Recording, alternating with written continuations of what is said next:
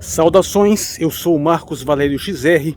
Em 7 de maio de 2022, eu tenho vídeos sobre ontologia, metafísica, sobre forma e matéria e alguns outros elementos filosóficos, sobre questões da mente, sobre questões políticas, mas curiosamente eu nunca coloquei um vídeo sobre a ideia de filosofia em si. E é isso que se trata, metafilosofia. Metafilosofia é basicamente você fazer uma investigação sobre a própria ideia de filosofia, o que ela é. E é curioso você observar esse tema, porque a princípio, não apenas sobre a minha visão, mas eu creio que a visão bastante consensual em alguns aspectos, pelo menos parcialmente, é que a filosofia pode ser utilizada para investigar qualquer coisa. Ela é como se fosse a mãe de todas as ciências, não é uma doutrina utilizada para investigar uma coisa específica apenas. Ela pode ser investigada, pode ser colocada para investigar qualquer área. Claro que com o desenvolvimento das ciências naturais, essas tomaram para si a pesquisa sobre elementos da natureza, né? Então não há mais cabimento em você querer disputar com a geologia, com a física quântica, com a física nuclear, com a química, questões de cunho técnico e mais pragmático que elas estão mais habilitadas para investigar.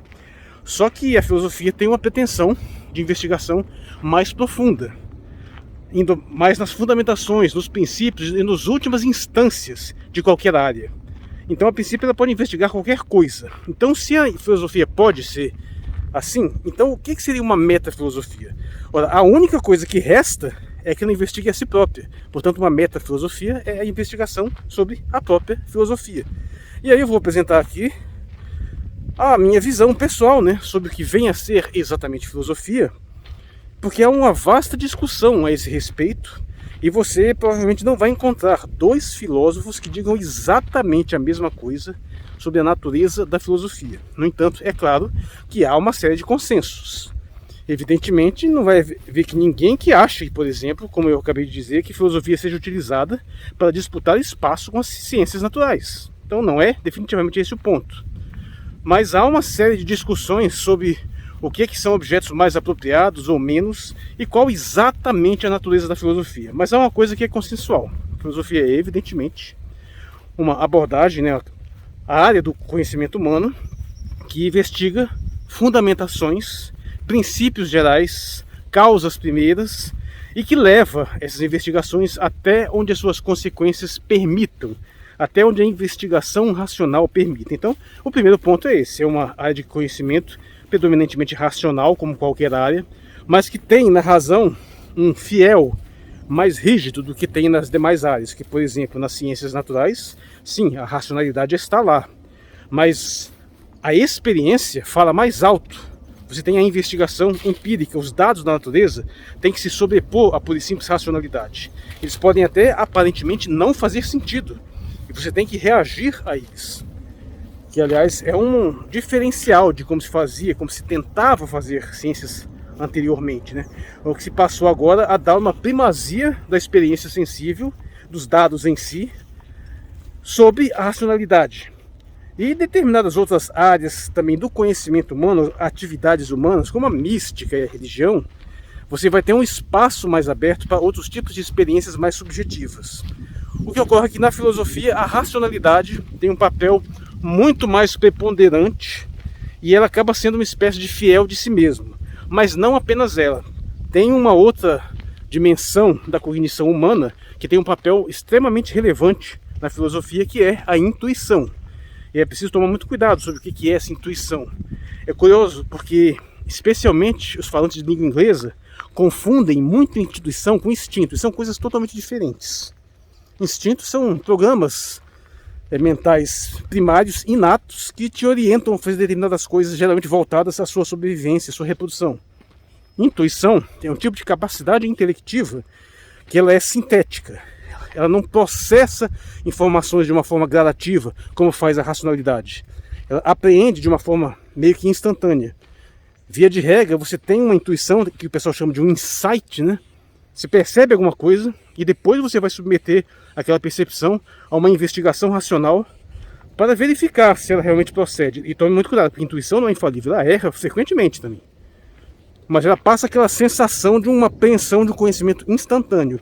Por exemplo, intuitivamente, a maioria das pessoas pensa que por exemplo, se você pegar uma munição, né, uma bala, e soltar aqui e o tempo que ela cai, muitas pessoas intuitivamente acham que se ela tivesse disparada pela arma, ela vai passar mais tempo no ar do que se você soltar ela daqui. E não é verdade. Ela chega no chão praticamente ao mesmo tempo. Claro que a resistência do ar afeta alguma coisa.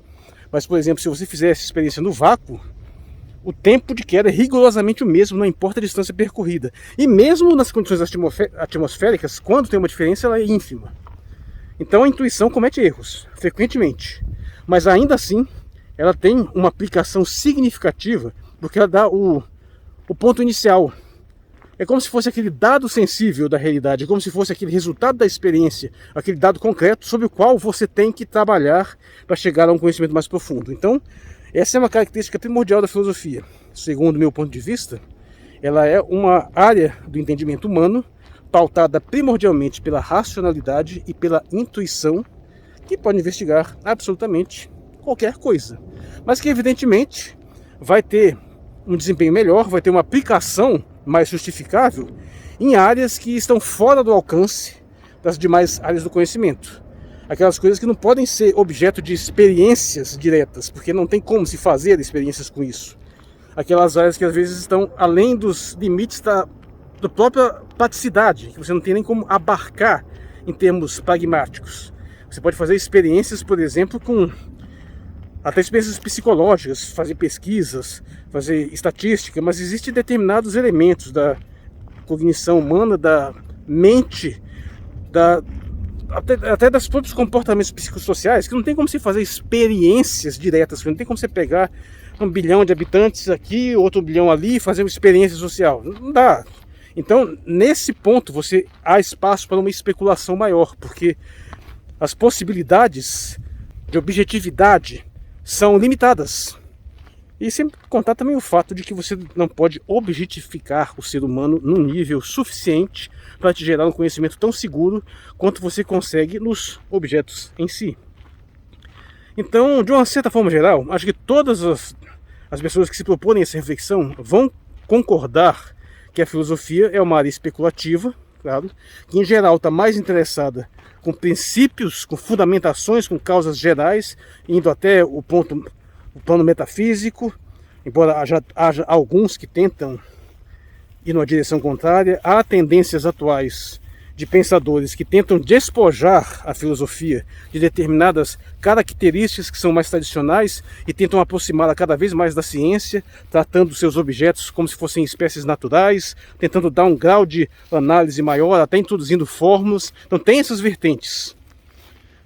Mas também ainda persistem muitas tradições que vão no sentido contrário, tanto que hoje em dia na academia você tem muitas formas de você distinguir lados, como por exemplo os hermenêuticos e analíticos, os continentais, e porque aqueles que basicamente que estão voltados a uma aproximação maior com a ciência empírica, até com um grau de positivismo, e aqueles que ainda estão mais interessados em se virar numa direção que envolve uma subjetividade maior, dá um espaço maior até para a metafísica.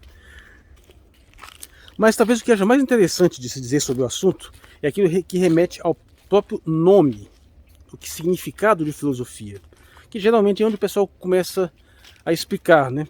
Embora muitos defendam que o nome não diga muita coisa, eu discordo. Eu acho que o nome filosofia diz muita coisa. Aliás, devidamente interpretado, diz quase tudo. Ora, literalmente falando, filosofia é philos, né, de filia, é o amor ou a amizade, aquele amor no sentido mais fraternal. E sofia é sabedoria. Então é literalmente uma amizade à sabedoria, um amor à sabedoria. Isso deriva do fato de que, segundo a lenda, né, foi um termo criado por um pitagórico, talvez pelo próprio Pitágoras, de que ao ser inquirido se ele era um sábio, né, ele diz: não, eu não sou um sábio, eu sou alguém um amigo da sabedoria, ou talvez alguém que busque a sabedoria. E isso tem uma característica muito interessante, porque você recusa o rótulo de uma pessoa que já conquistou um determinado estágio de sapiência. Ou seja, você se coloca na posição de um eterno buscador, de alguém que está perpetuamente investigando.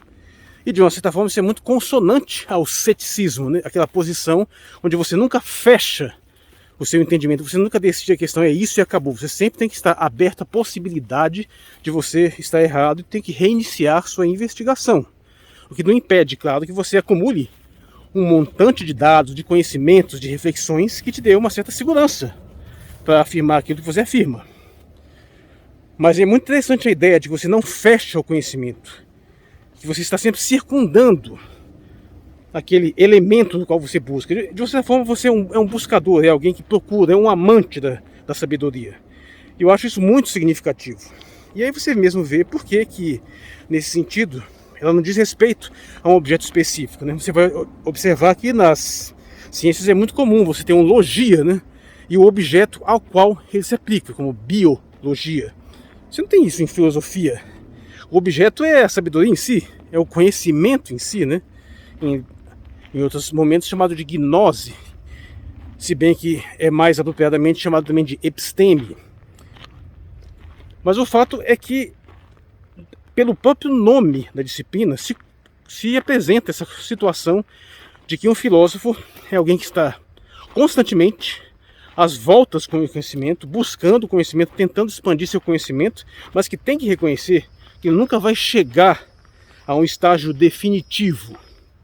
Sendo assim, filosofia é a área do conhecimento humano que, pautado pelas ferramentas da racionalidade e da intuição, pode investigar qualquer coisa, mas tem objetos preferenciais de entendimento, que hoje são mais comuns: filosofia da linguagem, filosofia política, ética, estética, áreas da ontologia, e uma vastidão de campos aí ainda amplamente investigados.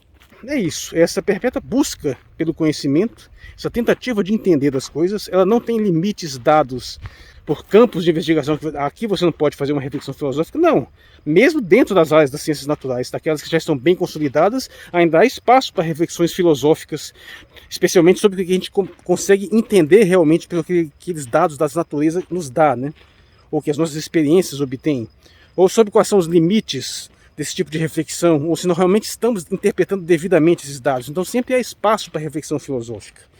É por isso que eu costumo dizer que a filosofia plenamente dita, ela é, antes de tudo, generalista. Ela pode, claro, se especializar num tópico específico, mas a sua natureza originária é bastante geral. Ela tem que estar aberta, tem que se interessar por muitas coisas. O filósofo tem que ser um curioso, no sentido generalizado. Eu sempre tive um pé atrás muito grande com aqueles filósofos que se propõem especialistas de alguma coisa e se propõem, vou investigar somente essa parte aqui de política, somente essa parte aqui de psicologia e não se interessa por mais nada. Porque o conhecimento está integrado, né? Não importa o quão específica seja a sua área, ela não está isolada do restante da realidade. Então ela tem que estar conectada devidamente. Concluindo essa minha reflexão metafilosófica, eu gostaria de dizer que é o que me atrai nessa área do conhecimento, é a liberdade que você tem de pensamento. Você não está preso a uma metodologia específica, você não está preso a limitações específicas. A princípio, você pode fazer uma reflexão filosófica extremamente embasada em dados muito concretos, utilizando toda uma metodologia bastante rígida, ou você pode fazer uma reflexão do zero, sem partir de nada em especial. Esse é o reduto do livre pensador, ou melhor dizendo, é o pensamento livre em si. Só tem que ter cuidado, né, para também não confundir o ato de filosofar com uma espécie de lassidão intelectual, onde você pode sair dizendo qualquer tipo de coisa assim, sobre qualquer viés, às vezes sem saber que está até mesmo repetindo ladainhas extremamente acríticas e pensando que está fazendo alguma coisa parecida com filosofia. E eu sou o Marcos Valério XR, no dia 7 de maio de 2022. Muito obrigado por sua atenção.